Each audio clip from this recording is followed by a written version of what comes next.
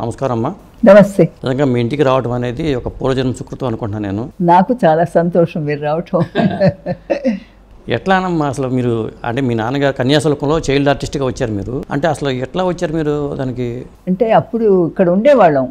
మా నాన్నగారు రంగునో ఎక్కడికో వెళ్ళాలనేసి మమ్మల్ని అందరిని తీసుకొచ్చి, అదేదో నాకు పెద్దగా తెలీదు. ఆ టైంలో ఈ కన్యాశుల్కంలో నాకు అలా డాన్స్ చేసే అవకాశం. చాలామంది పిల్లలతో కలిసి మీరు డాన్స్ చేస్తూ ఉంటారు. నేను పెళ్లి కొడుకు తల్లిగా చేద్దాము రారే కళ్యాణము చిలక గోరింక పెళ్లి సింగారము, ఆ పాట అది చాలా బాగుంటుంది. ఇప్పటికీ చూస్తుంటే ఎంతో ముద్దుగా ఉంటుంది. అందరూ చాలా సన్నగా ఉండి మీరు డాన్స్ మూమెంట్స్ కానీ అవన్నీ కూడా, అంటే మొదటి నుంచి నేను స్లిమ్గానే ఉంటాను, పెద్దగా ఒళ్ళు చేసింది లేదు. అప్పుడప్పుడు ఏమైనా కొంచెం ఇదవుతానేమో. అయితే ఆ పిక్చరు చాలా బాగుపోయింది. దాంట్లో రామారావు గారే హీరో, వారే హీరో. అందులో అసలు ఏం అందం, ఏమిది, ఏమి యాక్టింగ్ వారిది, అబ్బా బ్రహ్మాండంగా. అదేదో ఒక సాంగ్ కూడా ఉంది, చిటారు కొమ్మున మిఠాయి పొట్లం చేతి కందదే గురుడా. ఆ పాట ఒకటి పెద్ద హిట్ అంట ఆ రోజులు. నాకు తెలియదు, చెప్తారు. అసలు అందం చెప్పలేం కదా, మీరంతా చూస్తూనే ఉన్నారు. ఆయన గురించి చెప్పాలంటే ఒక మాటలో చెప్పడం కష్టం.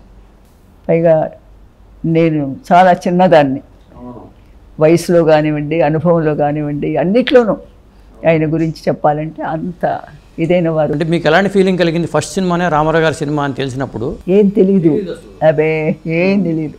ఇంత ఆడుకుని గంతులేసే ఇది నాకు అసలు ఏం తెలియదు. తర్వాత జీవిత చక్రం అండి ఫస్ట్ కాంబినేషన్ అది వారితో. అప్పటికి పెద్దగా నాలెడ్జ్ తక్కువ, ఏదో చేయించారు, యాక్ట్ చేసాం తప్పితే అప్పటికి పెద్ద ఇది లేదు. బట్ ఆయన గురించి పొగట్టం కాదు, ఎన్నో ఉన్నాయి మంచి మాటలు, మంచి విషయాలు. నేను చూసినంత వరకు, నేను యాక్ట్ చేసింది 5-6 పిక్చర్సే అయినా కూడా ఆ మర్యాద, ఏం మర్యాద అండి అసలు. మర్యాద ఇచ్చి పుచ్చుకుంటారు. నేను అలాంటి వ్యక్తిని, దాదాపు ఏకైక వ్యక్తిని కూడా ధైర్యంగా నేను చెప్పగలను. మరి ప్రతి వాళ్ళని మీరు మీరు అంటారు. అసలు మామూలు ప్రొడక్షన్ బాయ్ని కూడా ఇలా తీసుకురండి, అలా పెట్టండి అంటారు. ఓకే, అదాగు. తర్వాత సెట్లో కూడా నేను వారితో చేసిన పిక్చర్లో నేను ఎవరు కూర్చోరు, ఆయన నిలబడే ఉంటారు, అందరూ నిలబడే ఉంటారు. ఆ చైర్ తీసుకురండి, వేయండి వారికి, కూర్చోండి, థ్యాంక్స్ అండి ఏం మాట్లాడుతూ. అట్లాగూ ఆయన స్టైలే వేరు. నేను చూసిన వాళ్ళల్లో అహంకారం ఉండదు, స్వార్థం ఉండదు.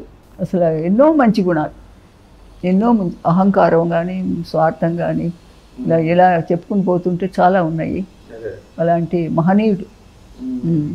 ఇప్పుడు జీవిత చక్రంలో వాణిశ్రీ గారు మీరు కదండి? వాణిశ్రీని, సిఎస్ రావు గారు డైరెక్టర్.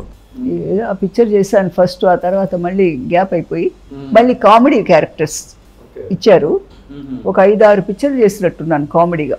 ఓకే, అది అలా ఉంటున్న టైంలో అవి కూడాను మనం చెప్పుకుంటే కొంచెం బాధగా ఉన్నా కూడాను కొంచెం ఈ అమ్మాయికి అందం లేదు, నటన తెలీదు అట్లని కూడా మాట్లాడారు కొంతమంది. అందరు కాదు, కొంతమంది, అందరూ కాదు. అప్పుడు మా నాన్న మాకొద్దు అసలు, మా అమ్మాయిని తీసుకున్నట్టు మేమేదో చూసుకుంటామనేసి అన్నీ ముల్లి కోపం. మా నాన్న కొంచెం కోపం ఎక్కువ. అలాగూ ఇదిలో మొత్తానికి. ఇప్పుడు ఎన్టీ రామారావు గారితో జీవిత చక్రం తర్వాత ఏ సినిమా అండి అది? జీవిత చక్రం తర్వాత పెద్ద గ్యాప్. మీరు కూడా మలయాళ ఇండస్ట్రీకి వెళ్ళిపోయినట్టున్నారు అనుకుంటా? వెళ్ళిపోయా, మలయాళానికి వెళ్ళి ఫస్ట్ మూవీ మలయాళంలో. అప్పటి సూపర్ స్టార్స్ సత్యం గారు, నజీర్ గారు, ప్రేమ్ నజీర్ గారు, వాళ్ళిద్దరి మధ్యన నాకు అప్పుడు ఎంత 19-20 years, వాళ్ళకి ఒక ఆయనకి 40-45, ఇంకొక ఆయనకి 35 to 40, ఆ ఏజ్ వాళ్ళు. కానీ చాలా మర్యాద, మన్నన. నాకు అప్పటికి మలయాళం మరి రాదు కదా, చక్కగా చెప్పి చక్కగా ఎంకరేజ్ చేశారు. అది పెద్ద విషయం కదా. ఆ విధంగా అందులో ప్రతి ఒక్క ఆర్టిస్ట్ కూడా నాకు ఏ లాంగ్వేజ్లో కూడా విరోధులు అంటే అసలు ఎవరు లేరు. అందరూ నాతో బాగుంటారు.